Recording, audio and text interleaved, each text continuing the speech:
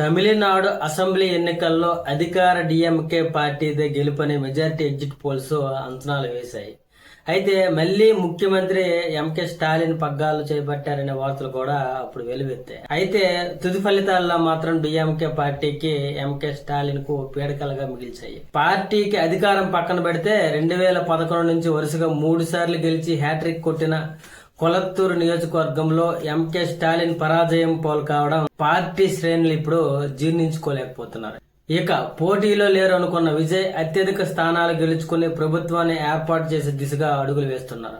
అయితే ఈ నేపథ్యంలో తాజాగా తమిళనాడు రాజకీయాల్లో కీలక ట్విస్ట్ చోటు చేసుకుంది. దక్షిణాది సూపర్ స్టార్ రజనీకాంత్ బుధవారం రోజున ఎంకే స్టాలిన్ తో సమావేశం కావడం అందరి దృష్టిని ఆకర్షించింది. చెన్నైలో ఎంకే స్టాలిన్ నివాసానికి వెళ్లిన రజనీకాంత్ ఆయనతో మర్యాదపూర్వకంగా భేటీ అయ్యారు.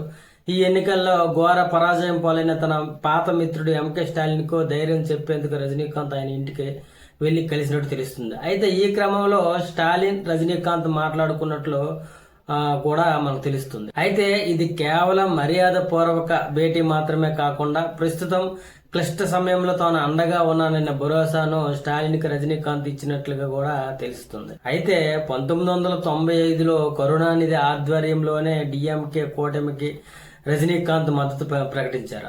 దీంతో అప్పటి నుండి రజనీకాంత్ కు డిఎంకే పార్టీతో కరుణానిధి కుటుంబంతో ప్రత్యేక అనుబంధం ఏర్పడింది. ఈ క్రమంలోనే 2017లో తమిళనాడు రాజకీయాల్లో అరంగేట చేస్తున్న రజనీకాంత్ ప్రకటించినప్పటికీ 2021లో వయసు, ఆరోగ్య కారణాల దృష్ట్యా ఈ నిర్ణయంపై వెనక్కి తగ్గారు. ఈ క్రమంలోనే తాజాగా స్టాలిన్ ఈ ఎన్నికల్లో ఘోరంగా ఓడిపోవడంతో నేరుగా ఆయన ఇంటికి వెళ్లి ఆయన పలకరించడం జరిగింది.